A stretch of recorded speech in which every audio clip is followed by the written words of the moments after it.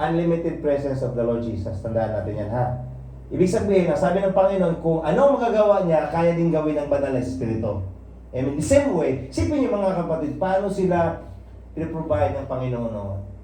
Kaya nga ngayon dapat, in these days, in this time, we will experience, malalasan natin ang kapangyarihan ng Diyos, mga kapatid, sa mga panahon ito. At ang kapangyarihan niya ay nasa banal na Espiritu po. First, sinabi ng 1 Corinthians that the Spirit, mga kapatid, the anointing or the Christ means the anointed one. Amen po? Christ is the power, the wisdom of God. So, by the Word of God, mag-empower ang banal na Espiritu. Yan po ang the Spirit of Holiness. It's about His work sa ating mga buhay.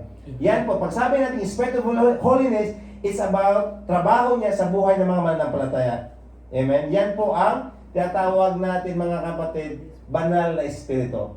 So, pag marinig nyo the Spirit of Holiness is the same understanding that it is from the Holy Spirit, but iba yung understand. Kasi ito yung His Spirit of Holiness, kabanalan o kabanalan ng Espiritu, is ito yung trabaho niya sa atin. Ano yung trabaho niya, mga kapatid? Yung focus verse natin is marami siyang trabaho. We will later understand that, kapatid. But dito muna tayo sa focus natin na binigay.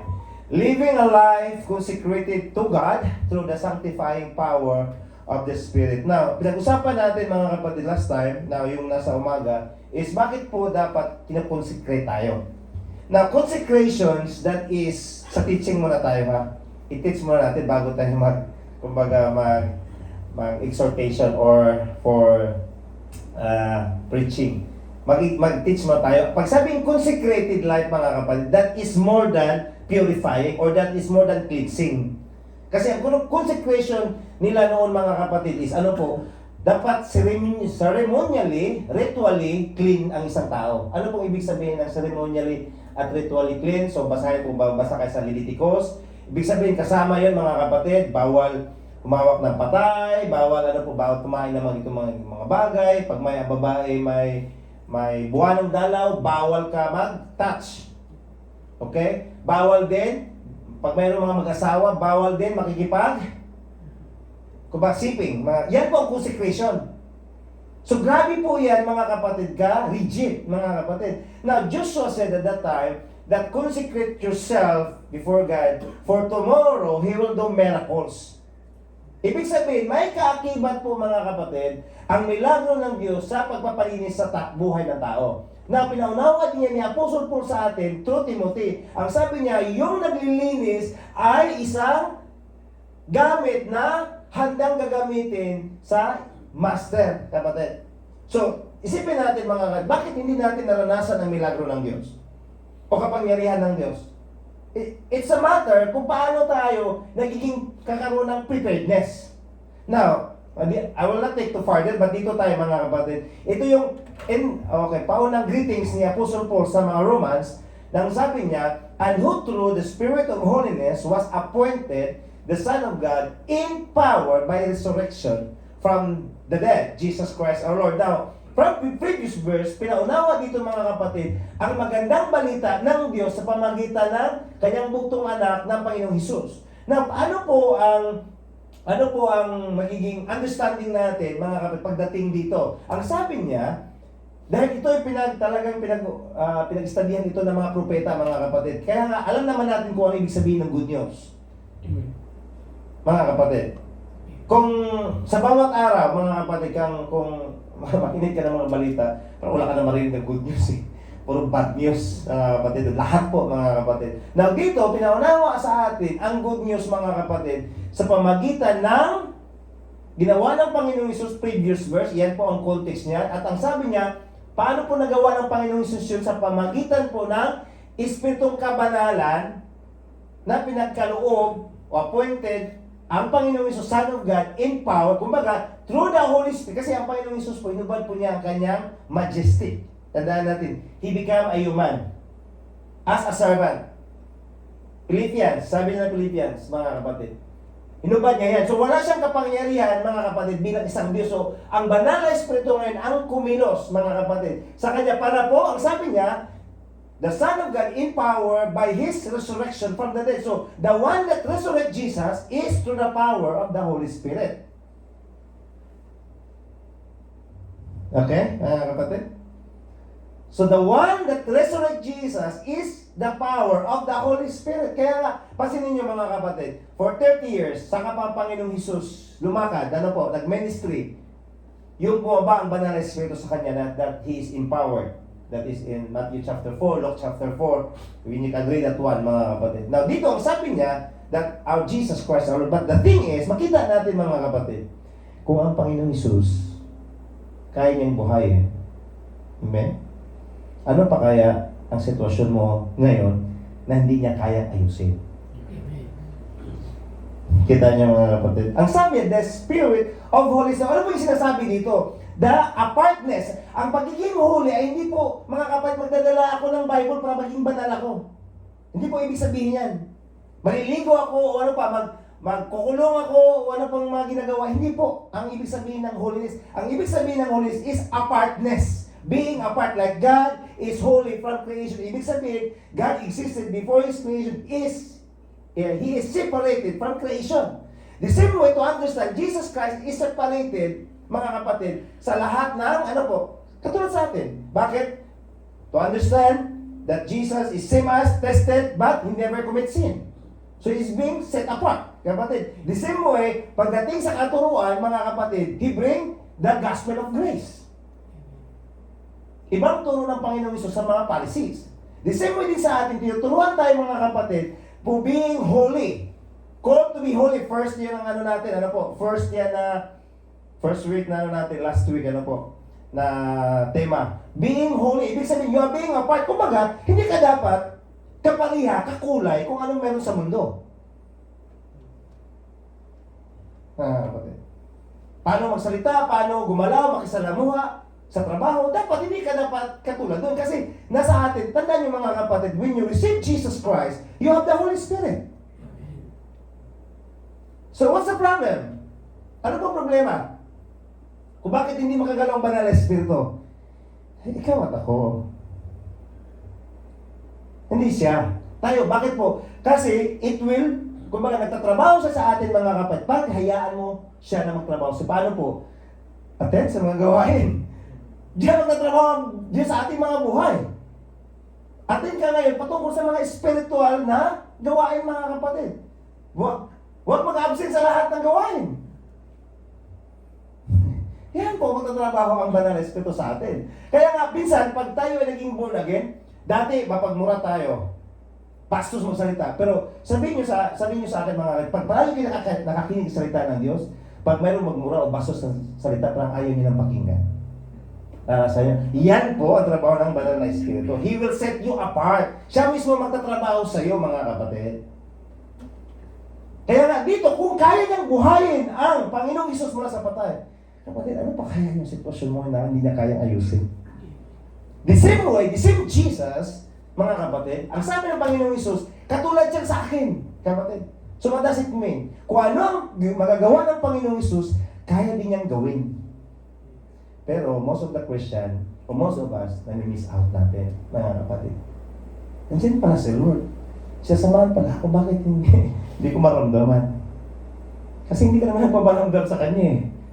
Yung parang bugso-bugso lang din, hindi mo pwedeng gano'n, mga kapatid. No, hindi ka mapipurify. Na ito yung second week, kinuha ko lang kasi yung last week kasi ito yung Now, the fire of purification. Ito yung verse naman natin for this week. Sabi niya dito, now, this is prophecy, mga kapatid.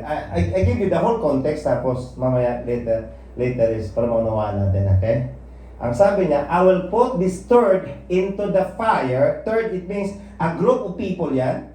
And refine them as one refines silver. Test them as gold is tested. They will call upon my name and I will answer. And I answer them. And I will say, they are my people. And they will say, the Lord is my God. So dito ito'y patungkol, messianic prophecy ito. Kung basahin mo ito mga kapatid, ito yung sinabi ng Panginoong Isus at he was quoted in Matthew na ang sabi niya, when the Lord struck the shepherd, the sheep will scatter. Previous verse sinabi yan mga kapatid. Now, dito, pagdating yan sa tribulation mga kapatid, ito yung Sinasabi niya dito na ang 1/3 nito mga kapatid is idaan niya sa fire. Ano po nangyayari po mga kapatid sa the rest? 2/3. Yan ang tanong, ano? Ano nangyayari sa 2/3? Bakit 1/3 lang? Kapatid. Bakit 1/3 lang? Now, sabi niya dito, ipadaan niya sa apoy. Kaya nga, alam niyo po, kaya nga ito yung sabi ng Panginoong Hesus, pagdating kasi sa tribulation, is maranasan ng mundo ang kapighatian na hindi pa naranasan. So yun yung foreseeing natin ngayon bilang mga born again Christian is dapat makasama tayo sa sinasabing sa Bible as Thessalonians rapture. Kasi right after the rapture, ito yung maranasan nila kapatid na buhay mismo ang bayad para mabuhay. Bakit? Kasi nandun yung tatak. Pag wala kang tatak, hindi ka pwedeng makakain, hindi ka pwedeng bumili, hindi ka pwedeng mag-engage sa market. So masanay ka doon sa, kumbaga, doon sa bundok, magtanim ng kamote. Kaya nga, napakahirap. Kaya nga, ito yung sinabi niya dito mga kapatid. You will be refined and tested. Kaya nga, at that time, darating talaga ang kapighatian na hindi pa naranasan ng mundo. Yun yung pinapatungkol dito mga kapatid in the coming of the age. Kaya nga, mayroong fire of purification. Now, yun pong ibig sabihin yan. Now, dito, mga kapatid, to understand, kung maparinggan nyo palagi, mayroon pong mga emblem ang banal na Espiritu. Ano po ibig sabihin ng emblem? Ibig sabihin ito yung mga signs that the presence of the Holy Spirit is there. Like for instance, the dove. Saan natin makikita yung dove? Hindi siya yung dove. It is look like a dove the time of the baptism. Tama po ba? It is also called as a water, a oil, kapatid. At ito pag-usapan natin, the fire. Now, fire could be mean purification. Mga purify ka. Pag purify po ang goal, hindi po madali yun. Masakit po yun. Kasi linisin ka, kikiskisin ka. Kukunin yung lahat ng impurities. Or it could be passion. Bibigyan ka ng Lord ngayon ng nag-aalab. Nag-aalab na pananampalataya na magpapagamit through the Holy Spirit. Or it could also mean as a power. Kapangyarihan para po sa iglesia as according to Acts chapter 2. Now, dito tayo sa purification, mga kapatid. To understand. Kasi marami po siyang, kumbaga, pag sabing emblem, mga kapatid, a representation kasi the Holy Spirit is the Spirit. You cannot see Him, but you can feel Him. You can know Him. Okay?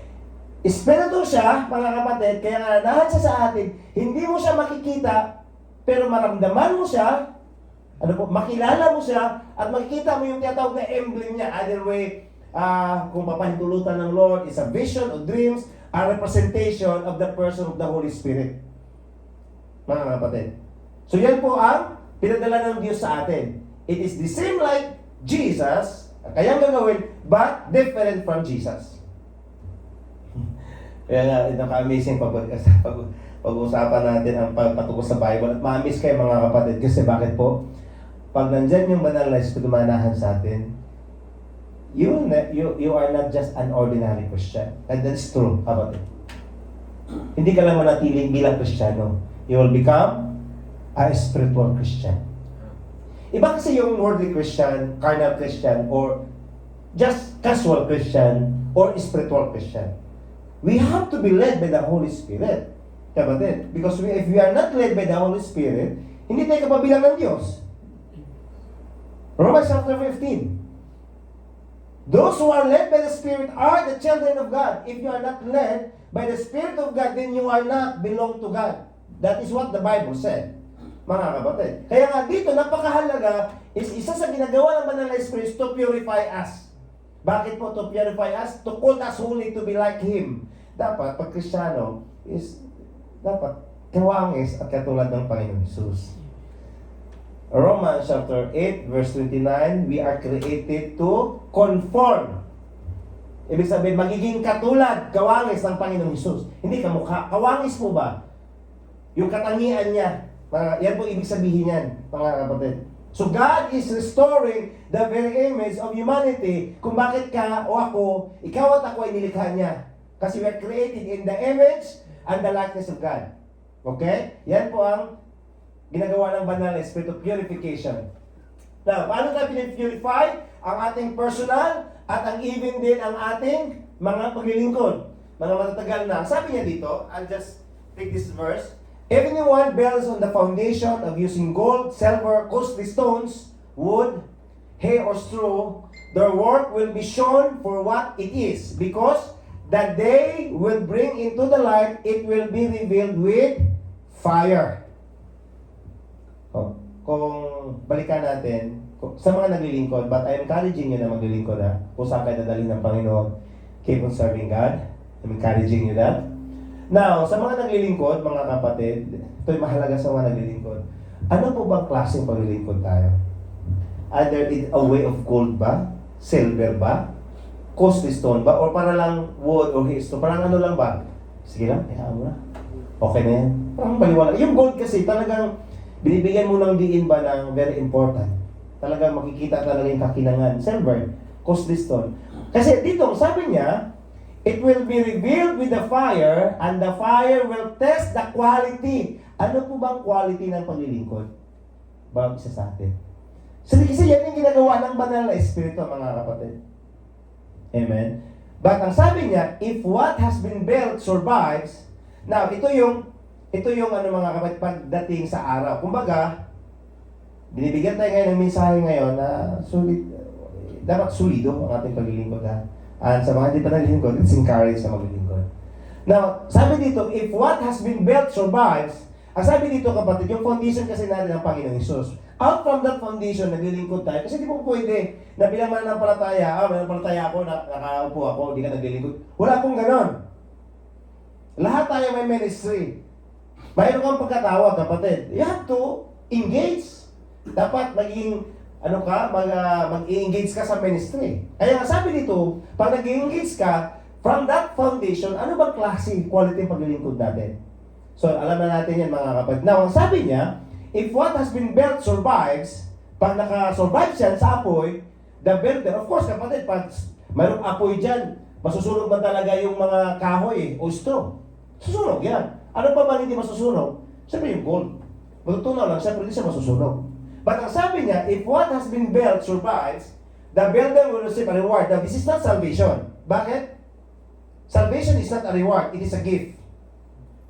Yan ang palagi natin tandaan. What is this kind of reward, kapatid? Marami pong reward na kahanda si Lord, mga kapatid.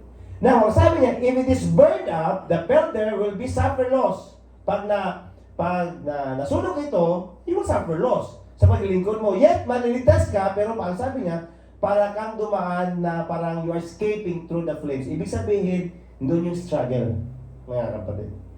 So, isa yung ginagawa ng banal na espiritu. Not to struggle us, but minsan dumarating ang mga testing sa buhay natin, mga kapatid, is to test ano bang klaseng paglilingkod mayroon tayo. Purification. Hindi lang pinipurify ng Lord ang ating mga ugali, ang ating pagkatao, pinipurify din niya mga kapatid, ang ating pagtatrabaho para sa Kanya. Amen? Dapat walang artificial work, ha? Ano yung artificial? Yung, ano ba? Nagtatrabaho ka, pero yung artificially lang, not originally or genuinely. Dapat nasa puso. Amen? Sabi nga ni Lilian kanina, wala naman sa puso, huwag kang magbigay. Amen? That is true, kapatid. So dito tayo mga kapatid. Let us understand the story of Shadrach, Meshach, and Abednego. So, familiar kayo dito sa story? Familiar po kayo?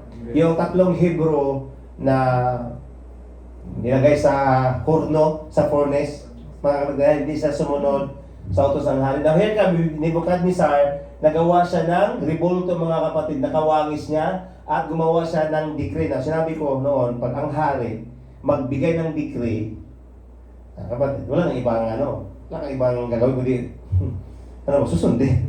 Kasi buhay mong kapalit pa dyan eh. Katulad din dito mga kapatid. But dito, mga kapatid, that time, ang sabi ng decree niya, pag mag-blow ng trumpet, dapat lahat ay luluhod sa sa revolto na ginawa niya, mga kapatid. Now, dito, mga kapatid, right after, hindi manumuhod sila, Shadrach, Meshach, Abednego, mga kapatid. Ang ginawa dito, ang sabi niya dito, mga kapatid, okay. Sabi ni Nebuchadnezzar, sino ba makakipagligtas sa inyo? Yan ang sabi niya dito mga kapatid. And who is the God will deliver you out of my hand? Sinong Diyos na piling magligtas sa inyo? mga kapatid. So ito yung challenge ngayon, kapatid. Now, sumagot po sila. Kasi hindi na sila lumuhod eh, kaya nga pinatawag sila ngayon. Now, sabi dito mga kapatid, ang sabi nila, okay, answered, said the king, sabi niya, we have no need to answer you in this matter. Hindi namin kailangan, ang sabi niya, na sumagot dito. Ang sabi niya, if this be so, God will serve, we will serve, is able to deliver us. Ang Diyos ay kayang magligtas sa amin, at sa iligtas kami sa mga kamay mo. But ang sabi, but if not, pero kung hindi, sabi niya, tama po?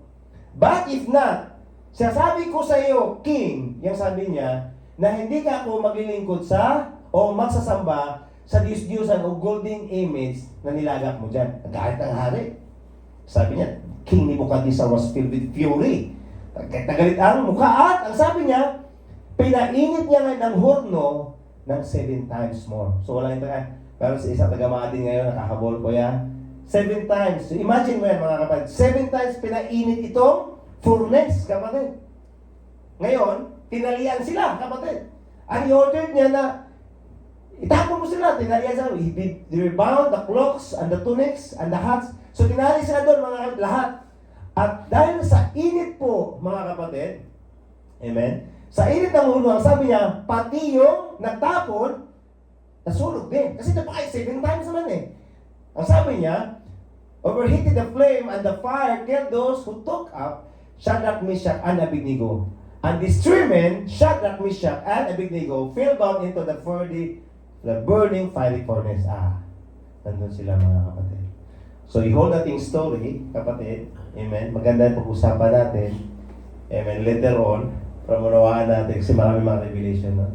Now, dito sa atin mga kapatid, so alam naman natin history, no? Iligtas sila ng Diyos, hindi sila nasunog. At nakita po ni King Nebuchadnezzar na 4 na sila. Amen? At ang sabi niya, it looks like a son of man.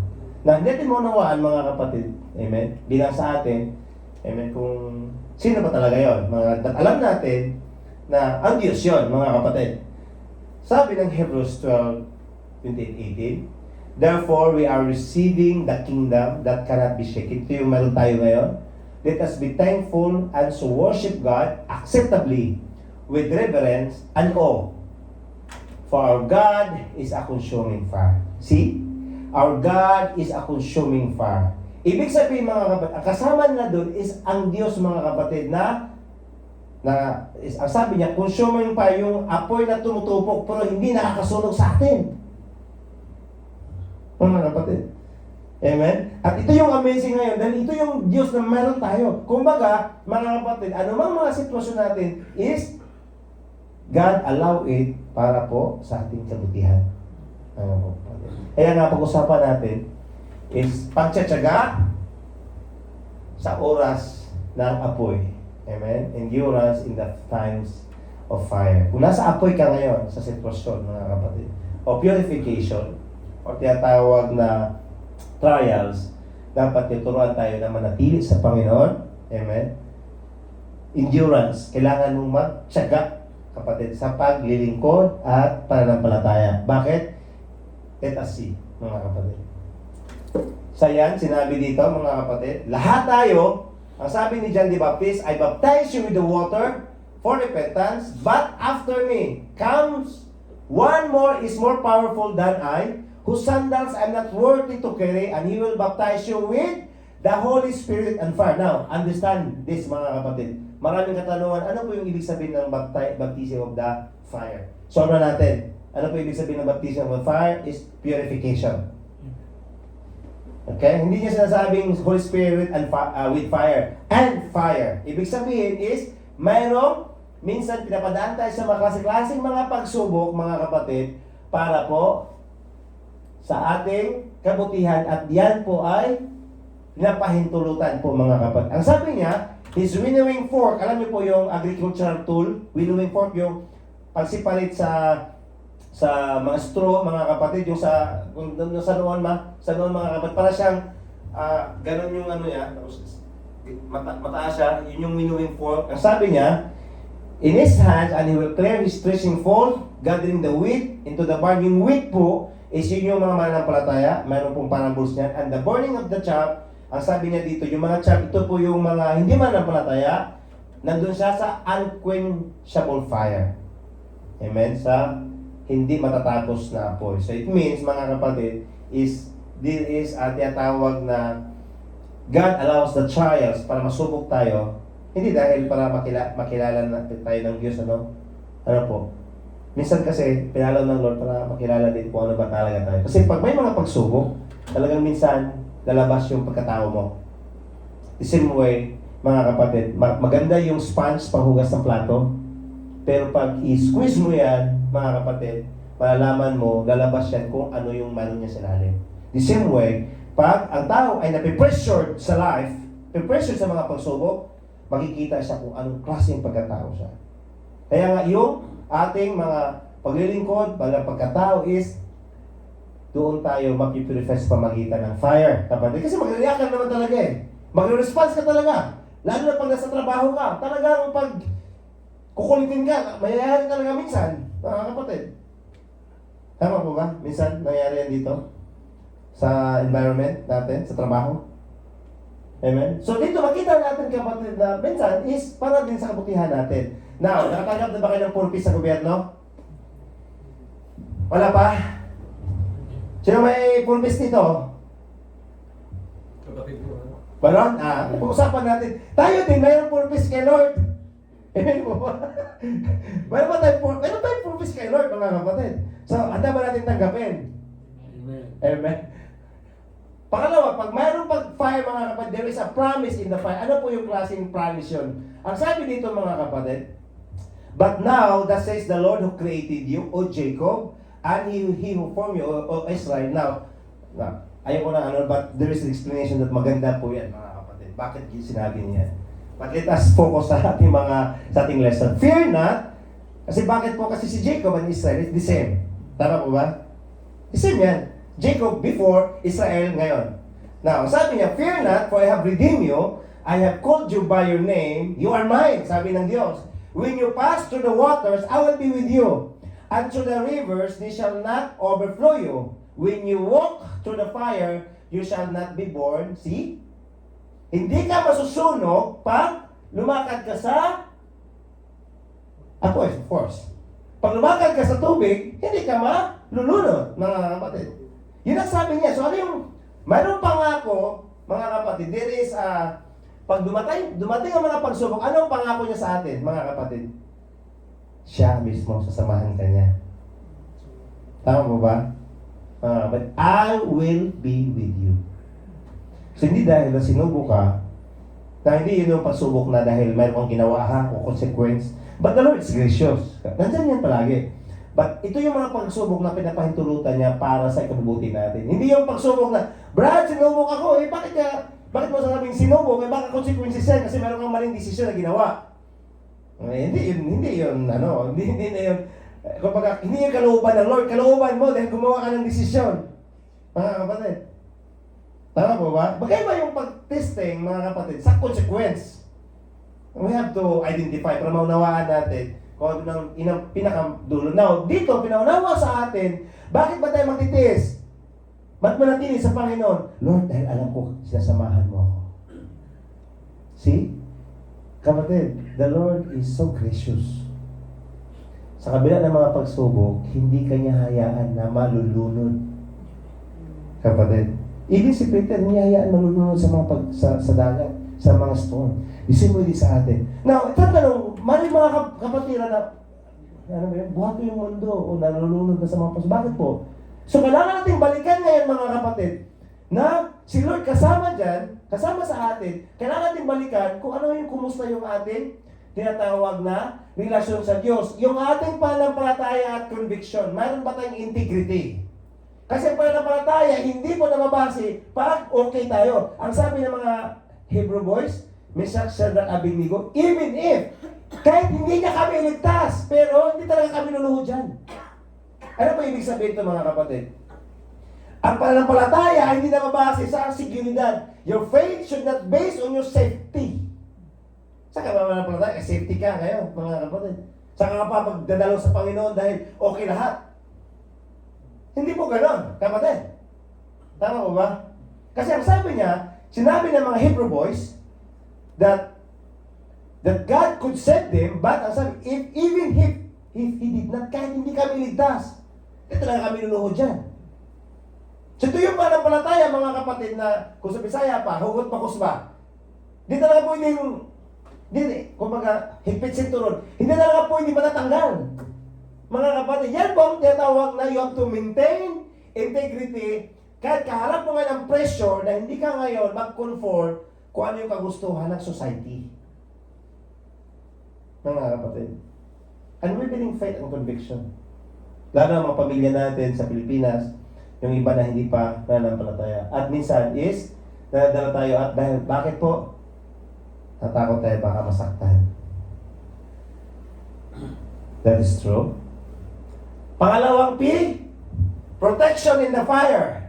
Ay, meron pala protection sa fire.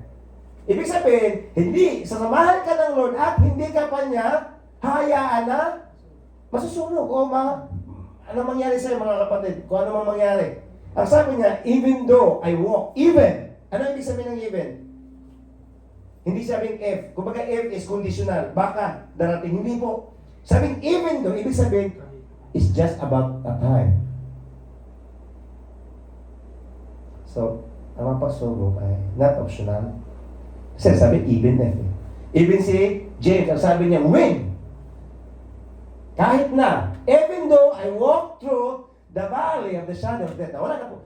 Nakaranas na po ba kayo mga kapatid ng buhay ng isang tao o maybe wala naman siguro dito I hope o may kakilala kayo kung nasa bingit ng kamatayan na ba?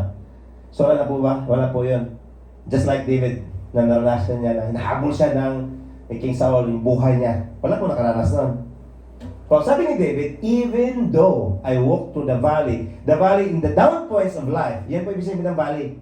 Down points of life, the shadow of death, ang sabi niya, I will fear no evil. Ay, bakit tayo natakot sa araw ng bukas? Kapatid, bakit tayo mangyayari sa, sabi mo kay Kuya Jay, may gagawin si Lord kasi nasabi si Kuya Jay, ito ganyan. Kaya sabi ko, may gagawin si Lord dyan.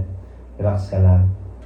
Sa atin, mga kapatid, yung mga sitwasyon ngayon, kita natin mga manampalataya or mga Pilipino, wala na mga malita na, mga passport kasi, ang digma na gano'n ng mga missiles eh. So, ang sabi niya, I will fear no evil. Bakit? For you are with me, your rod and your staff, they comfort me. So, saan tayo makakuha ng comfort?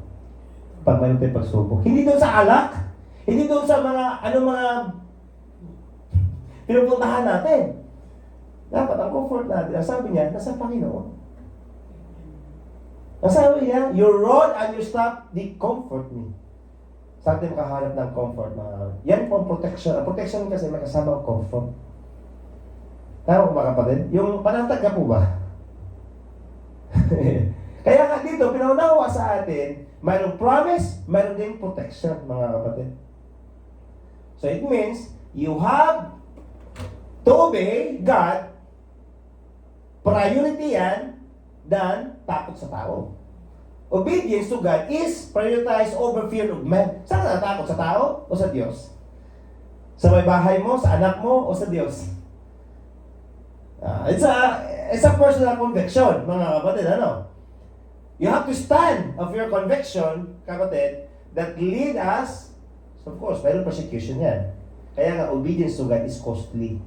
Hindi ka naman nag-ubi, mga kapatid, dahil okay sila. Paano mga kapatid, pag may mga times na hindi sila sasang-ayon, hindi ka na nag-ubi, hayaan mo sila. Nag-ubi, sama na lang ako. Hindi po ganun. Obedience to God is costly. Can be costly. Kapatid, bakit po? What God needs, ano ba kailangan ng Diyos sa atin? Pag sabing obedience. Hindi niya sasabing person. He needs your whole total surrender. He needs your whole life, kapatid. Hindi siya sabing half obedience till disobedience. Delete obedience till disobedience. What God wants, it is whole of you. Yung buong pagkatao mo. Yan ang nais ng Lord. Hindi mura, kapatid. Kasi you have to sacrifice your time, everything. Kaya nga, deny yourself. What the Bible says. Deny. Ano yung kagustuhan mo? Desire mo, mga kapatid. So, Tatlong P? Okay. Of course. Ito yung pinakainam natin, ano? Pinakagusto natin. Di ba ito ang gusto natin? Promotion? Mga kapatid. Dito muna tayo. I think, nilagay ko rin yan sa... Okay. Nilagay ko rin yan sa... Dito. Okay. Dito muna tayo. Kunin natin itong isa, mga kapatid, no? You prepare a table before me in the presence of my enemies. You anoint my head with oil, my cup overflows. Sabi niyo mga kapatid, kaharap yung kaaway mo, sabi ng Diyos, He prepared a table for you. Ibig sabihin, He is preparing a celebration. Now, the thing is, are you in the table of the Lord? Ano ba ibig sabihin table? Pag tayo makakasama, kumain, what does mean? We have to fellowship, ano? That's what means, table, fellowship.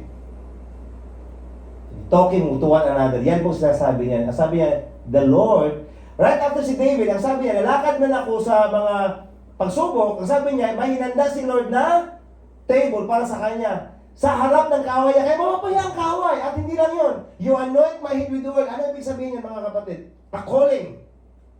God called you to win. Hindi tayo tinatawag ng Diyos para malugmok o matalo. Kapatid, come on. God did not call us na, ano po, ano bang mangyari na hindi maganda? That is not the calling of God. He called us to win and to represent Him. At ang sabi niya, my cup overflows. Ano pong ibig sabihin ng cups? That is resulta sa buhay mo. Di ba sabi ng Panginoon, if you take this cup of suffering, ibig sabihin yung kahantungan niya. Amen? So ano ang kahantungan natin pag nasa Panginoon tayo? With overflows. So, ang pagpapala, hindi na para sa iyo, mga kapatid. Pag overflows, it means lahat po ay maranasan sa mga tao na nakapaligid sa inyo. So, gagamitin ka ng Lord ngayon na magiging daloy ng pagpapala. Kumbaga, sobrang pagpapala na maranasan natin. Di ba yun ang gusto natin palagi, mga kapatid? Blessing. Dapat, you have to look for the blesser. Huwag lang yung blessing. Kasi automatic po yun, mga kapatid. Now, later on na yung isang verse, mga kapatid. So, despite of danger, nandun yung rescued ng Lord. Papakita niya yung kapangyarihan niya sa earthly authority. Kaya sabi ko kanina, si Edwin, I just remember, the time na sabihin niya siya ng, dati sa, sa kumpanya mo na binigyan siya ng exit, visa. Sabi ko, Kuya Edwin, tawag siya. Sabi ng dyan, mayroon ako exit visa, hindi pwede matransfer. Sa Kuya Edwin, hanggat hindi ka makauwi sa Pilipinas. Pala na yung magigawin sila. Later ng mga katransfer siya dyan. Kaya pwedeng, i-override ng Lord. Yan yung sinasabi ko, mga kapatid, that the power of God is powerful, not earthly authority. Ito yung pagiging Kristiyano. We have to walk in the power. Because yan sabi ng Diyos the kingdom of God is not about talking. You have to experience His power. You have to walk on that. Mga kapatid. This is what the Lord said, kapatid. And it leads to promotion and recognition, kapatid, sa kapangyarihan ng Diyos sa ating mga buhay. Vindication. Ano ibig sabihin ng vindication, mga kapatid? Nandun yung pag-vindicate ng Lord, pagiging siya magpapakilala sa iyo, ika nga, kapatid. I-delivered ka niya sa mga sitwasyon mo, ililigtas ka niya. Now, ito yung i-share ko sa iyo, some of the revelation. Personal to, mga kapatid, no? I would like to share kasi mahalaga din ito, mga kapatid. Amen? So dito muna tayo kasi mahalaga yung story, balikan natin, mga kapatid, para maunawaan natin. Kasi that story, kasi maraming revelation yun. So dito, ginapo sila, no? They were bound with their cloaks, tunics, kapatid, and their hats. Lahat po, nandun sa apoy, mga kapatid, and ano po nangyari? They are filled bound to the burning fire furnace. Now, ito yung pinag-usapan natin, kapatid. So gapo sila.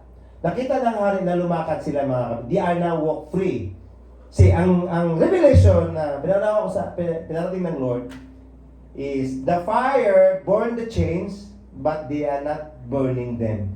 Kumbaga, anumang gapos ngayon, gagamitin niya ng kaaway, ginagapos ka man ng kaaway, pag manatili yung manatili ka sa Panginoon, yung mga pagsubok na yan, mga kapatid, is mapapaya ang kaaway sa mga sitwasyon na mayroon tayo. Kasi bakit? Ang sabi niya, the fire burned the chains, but not them. Narinig niyo yung luto sa sariling mantika? Kung ano yung ginawa ng kaaway, mga kapatid, is magiging, kumbaga, way yun na magiging pagpapala Katulad na Apostle Paul, magkapos sila kapatid. Sa kulungan sila. Ginamit din ang kulungan na maraming maliligtas, mga kapatid. So dito, makita natin mga kapatid, they are binded, but now they are walking free.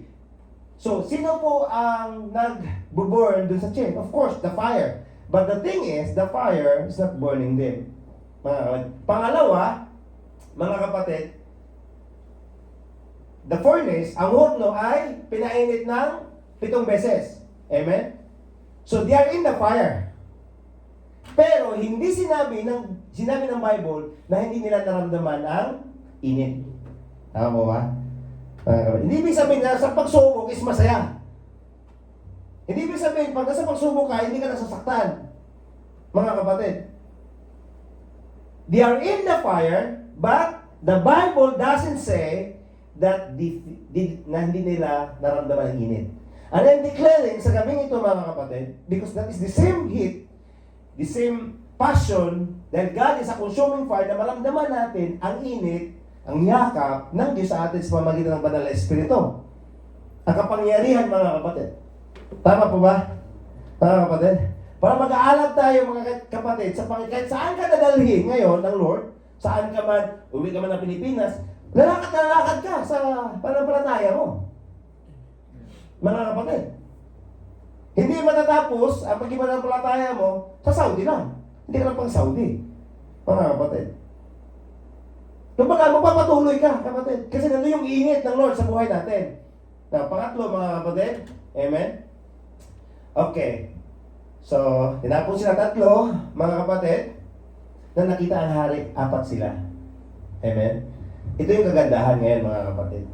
Ang kaaway mismo ang makakita kung paano si Lord magtatrabaho sa buhay mo sa akin. The enemy will witness the work of God in your life. Kasi hindi ka naman papahiya ng Lord. Kapag yan sabi ng Lord, di ba? Kaya paano ka ngayon? Papahiya ka ngayon sa company mo, or mayroong mga tao, mga kapatid, pamilya mo. Even may mga naranasan ko sa pamilya ko, mga kapatid, no? Story yan, that is true story. But the enemy, di ba si King Nebuchadnezzar, sabi niya, di ba 3 lang tinapon natin? Bakit naging 4 sila? Pero wala ka nakita ng iba nakakita. Siya lang.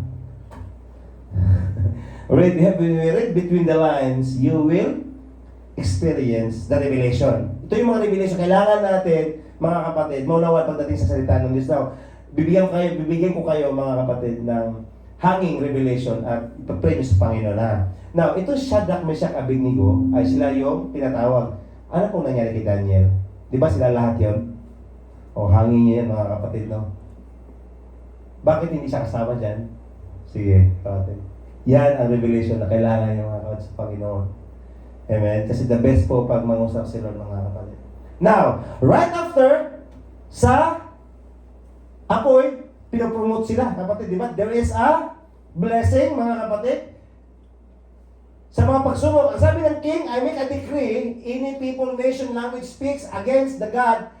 Itong mga 3 Hebrew boys shall turn to limb, and their houses shall lead to ruin, sirain lahat, dahil walang ibang Diyos na magliligtas ang ganito. Ibig sabihin, mga kapatid, nag-decree ang hari. Pag sabing nag-decree, kailangan siyang sundin sa lahat ng sinakakupan niya. Alam niyo nasakupan ni King Nebuchadnezzar? From Iran, Afghanistan, Turkey, diretso sa Africa, going to India. Sino yung kalaki yun, mga kapatid? Kanina nasakupan niya. Iran, Iraq, lahat ng Middle East, Turkey, going to India, Afghanistan, patungo doon, mga kapatid. Yan nasakupan niya. Nagpadala siya ng decree. So, ibig sabihin, God is being glorified. Sa ating mga sitwasyon, mga kapatid, hindi lang ikaw ang mapopromote, but God first will be glorified. Bakit siya yung makilala? Yan ka ba ng Diyos yan? Mga kapatid. And the Lord will be glorified. Uy, talaga mabuti ang Diyos sa buhay niya. And right after that, the king promoted them. They become governor in the Babylon. See? In every fire, there's a promotion. Amen po ba? Kung yung fire na yan is, hindi ikaw ang nagsimula. Huwag mo simulan. Baka, Lord, kailangan ko ng kasi may promotion pala. Hindi po yung ganun. Dapat, si Lord mismo, mga kapatid, ang mag-allow niyan. There's a blessing after fire. Malapit na tayo mga kapatid. Ang sabi niya, you let the people ride over our heads. We went through the fire and water. Pero ang sabi niya, you brought us to the place of abundance. Kumbaga, hinayaan mo. Sabi ng Psalm, hinayaan mo that the people ride over our heads. Ano ba ibig sabihin niyan? They become slaves. Nagiging alipin sa para sila mga hayop. Yung sinasakyan ba? Yan ibig sabihin yan. Ride over our heads ito. Sinasakyan sila. Ito yung metaphor para maunawaan natin, mga kapatid. The same way din sa atin ngayon. Pero ang sabi niya, we went to the fire, mga pagsubok, mga sa tubig. Iba yung sabi niya, pero dinala mo kami sa place of abundance. Ano niyo po mga kapatid, as a living testimony, sa buhay ko, I face a lot of rejection. Sa family, sa school. Kasi hindi naman kami, kapag it's yung buhay ba, kapatid.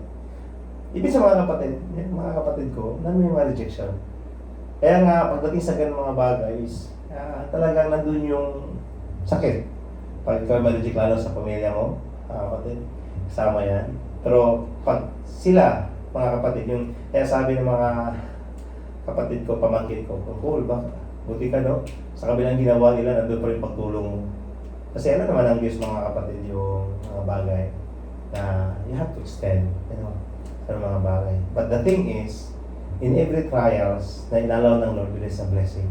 Ang sabi niya, in every fire and water, but you brought us to the place of abundance. Ibig sabihin, there is always abundance pagdating sa mga pagsubok.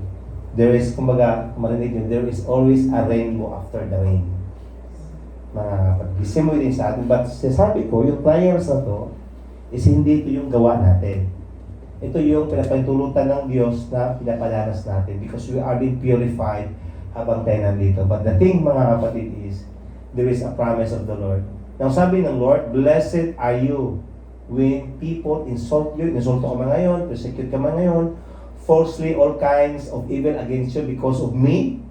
Sabi niya, magdala kayo, magdiwang kayo, great is your reward in heaven. Mayroon pong reward na kantay, mga kapatid. So wag tayong kumbaga magkakaroon ng sa buhay na to kasi there is a reward. Ang sabi niya, for the same way they persecuted the prophets who were before you. Amen po. So tayo po tumayo, mga kapatid.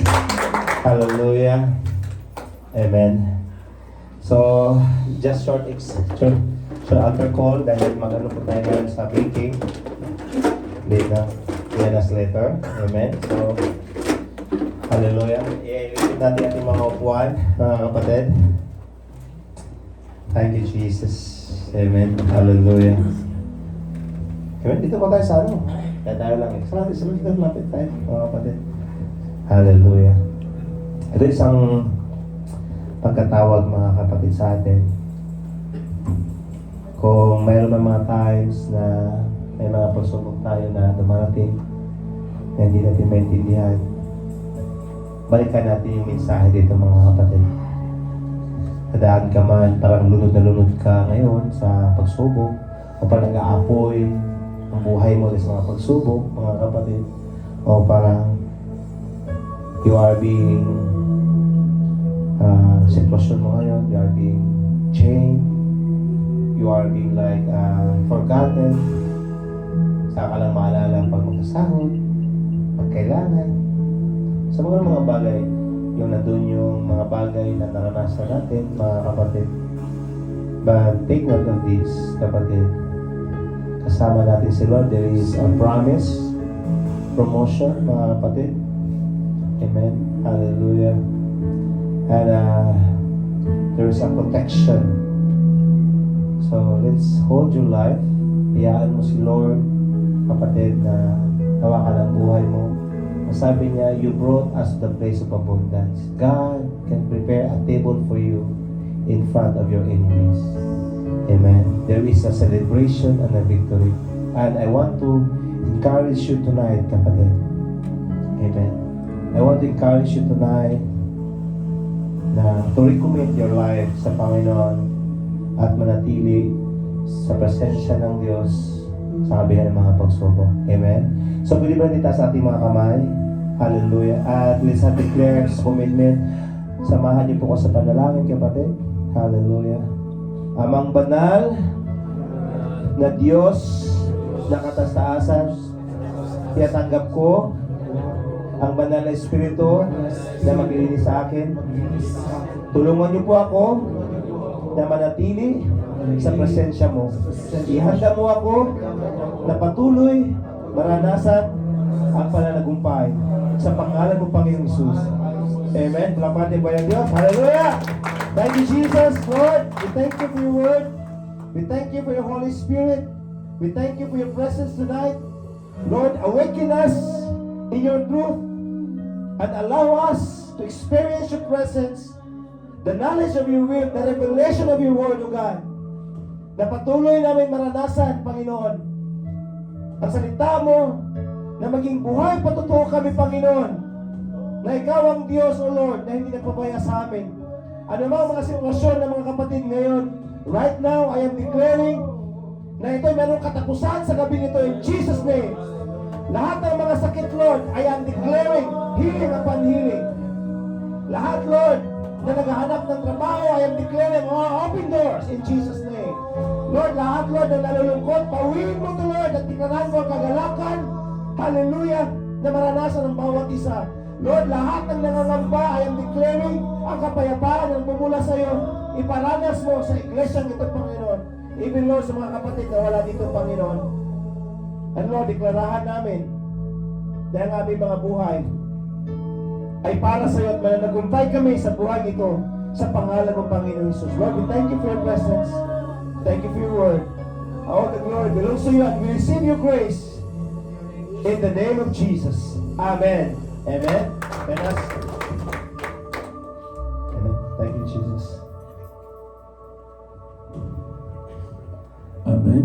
Hallelujah. Muli, palapakan natin ang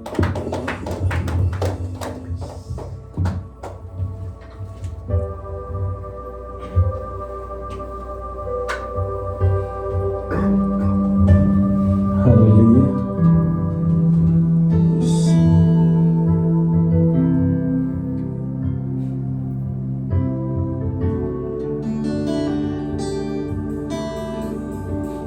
Amen. Hallelujah. Taas natin ang ating kamay. Amen. Praise God. Aming Diyos at Ama sa langit, Ikaw ang Diyos na makapangyarihan sa lahat. Ikaw ang may lalang ng langit at lupa at Ikaw ang nagbigay sa amin ng buhay. Sa mga oras na ito, sama-sama kaming dumulog sa iyo, Panginoon, para sa hapag-kainan na ito, Panginoon. Hallelujah. Idulog namin sa inyo, Panginoon, ang aming gagawin. Ang huling o banal na hapunan na ito na aming gagawin, Panginoon, ay magpapaalala sa amin sa ginawa mo sa cross, Panginoon. Narito ang munti mong bayan, narito ang tinapay na sumisimbolo ng iyong katawan na nabayubay sa cross. Hallelujah. At ang katas ng ubas na sumisimbolo ng iyong banal na dugo, Panginoon. Without the remission of your blood, there's no forgiveness of sin. Lord, paspasan mo ang mga elementong ito na sa pagpartik namin, hindi lang namin basta maalala ang ginawa mo sa cross. Bagkus, Lord, allow your Holy Spirit to convict us. Allow your Holy Spirit to teach us, Lord, how valuable the grace that you have worked for us today. Salamat, Panginoon. Samahan mo kami sa pangalan mo, Panginoong Isus. At ikaw ang mag-bless nito in Jesus' name. Amen. Amen.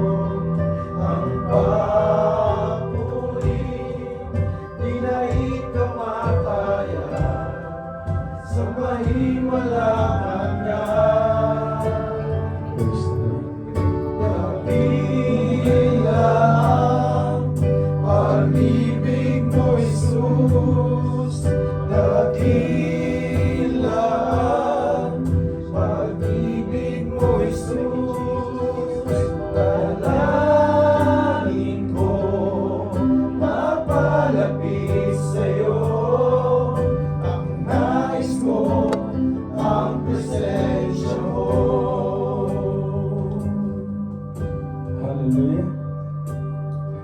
Praise God. Hallelujah. For I received from the Lord what I also passed on to you.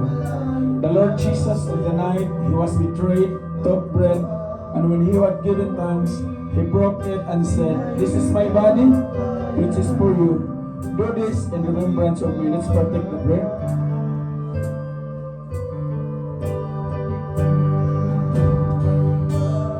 Let's raise the cup. In the same way, after supper, he took the cup, saying, "This cup is the new covenant in my blood. Do this whenever you drink it in remembrance of me." Let's drink it.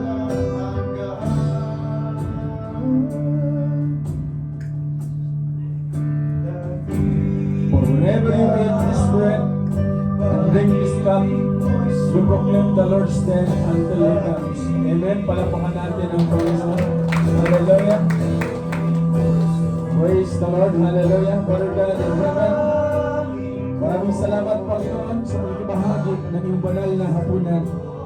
Salamat sa katawan at tubig ibinigay ni Jesus para sa amin. Nawa ay manatili sa aming puso ang iyong pag-ibig at katapatan. Tulungan mo kami mamuhay araw-araw na may pagtitiwala sa iyong mga plano. Kahit sa gitna ng pagsubok, palakasin mo ang aming pananampalataya, Panginoong Hesus, at gamitin mo kami bilang ilaw at patutuo na ikaw ay tapat na nangako sa bawat isa sa amin. Sa mga oras na to, patuloy ka namin pinataas. In Jesus' name, Amen. Hallelujah. Amen. Praise God. Praise the Lord. Hallelujah. Bago natin silyuhan sa panalangin, no? Isama natin sa panalangin ang kapatid ni Kuya Jan, Sherlyn. Sherlyn. Siya ay nag-undergo ngayon ng preparation sa operation ng kidney. The same way, isama natin sa panalangin na ang ganitong sitwasyon, ito po ay hindi lang basta, kundi mayroon pong kaakibat ito ng pinansyal. At lingid sa inyong kalaman, hindi pa din nakatanggap ang Kuya Jan ng provision niya sa pag-alis niya sa JAL. So, walang linaw, but by the grace of the Lord, loobin nawa ng Diyos na marilis din yon para makatulong sa pamilya. So, kapatid po niya ito. Amen. Hallelujah. Taas natin ang kamay natin. Kahit maikling panalangin lamang sa inyong mga puso, mga kapatid, ito ay sapat na tulong o makapangyarihang pagdulog natin sa Panginoon. Sabi ng Panginoon sa kanyang salita, ang panalangin ng matuwid na mananampalataya, ito ay makapangyarihan. Amen. Hallelujah.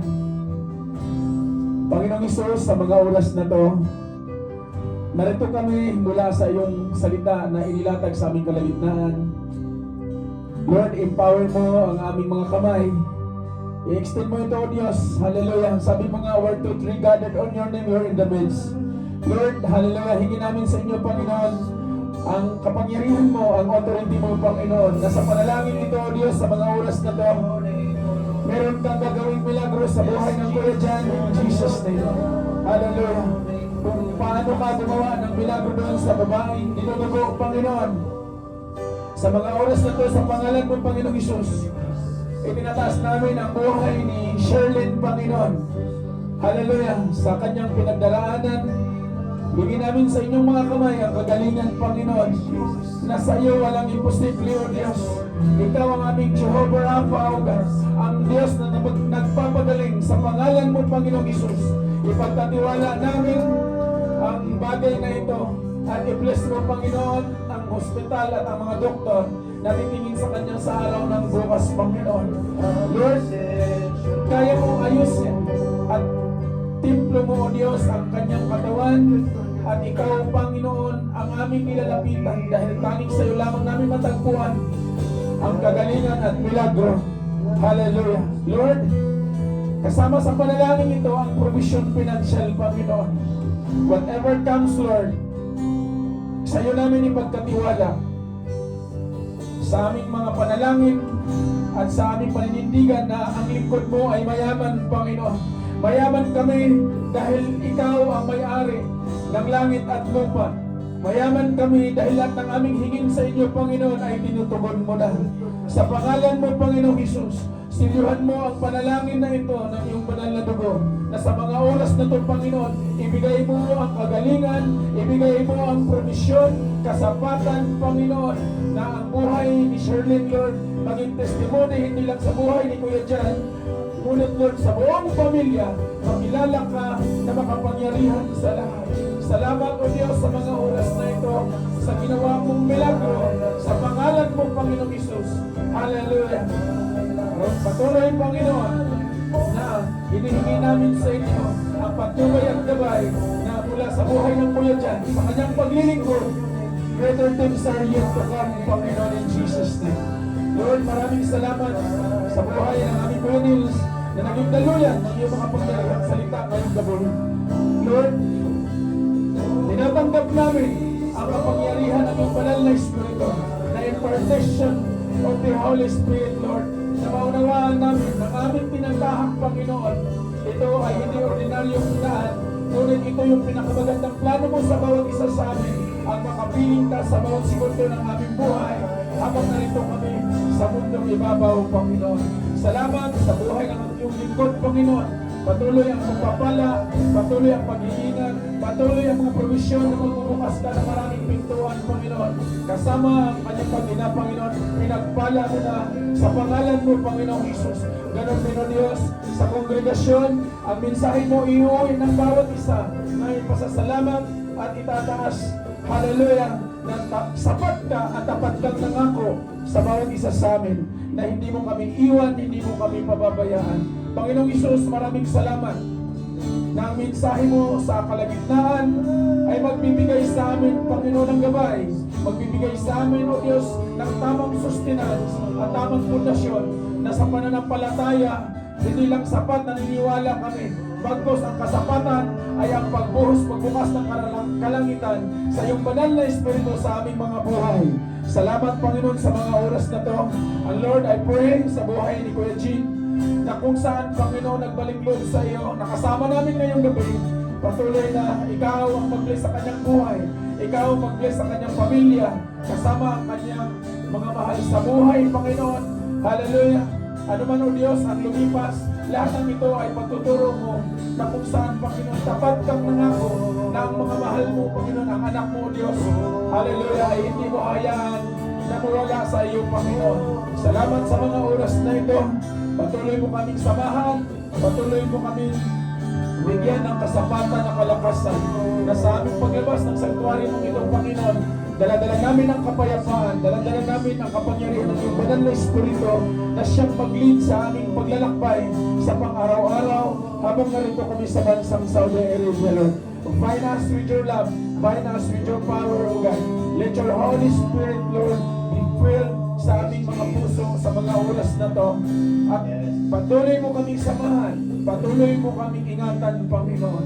Maraming salamat din, Panginoon, sa Kitchen Ministry, hallelujah, sa Transportation Ministry, Panginoon, sa lahat ng ministerya na pinagkatiwala mo sa gawain mong ito, Panginoon. Salamat sa mga kamay na naghanda na kung saan, O Diyos, aming pagsasaluhan ito ang mga provision na ito. Salamat sa pinansyal na pinagmulan nito.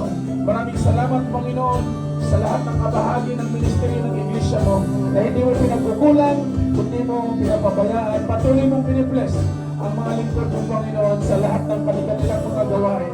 Purihin ka sa lahat ng pagkakataon. Butbutin namin ang kapayapaan mo, Panginoon. Butbutin namin ang pananagumpay sa pangalan mo, Panginoong Hesus. Dahil ang sabi mo, Panginoon, for I know the plans I have for you, says the Lord. Plans to prosper you and plans to give you hope and future. Today, I declare by faith na ang kayamanan ay ibuhos sa iyong mga lingkod. Bawang karagdagan lamang ang lahat ng meron sa mundong ito. Ang ikaw ang aming kayamanan. Sa ngalan ng Ama, ng Anak, at ng Banal na Espiritu, in Jesus' name. Amen. Amen.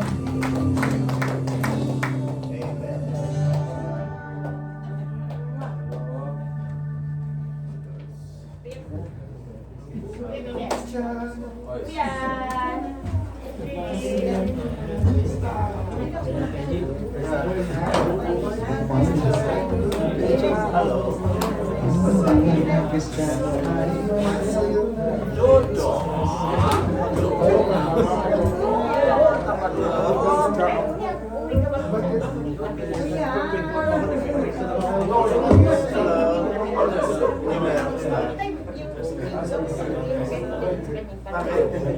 Oh,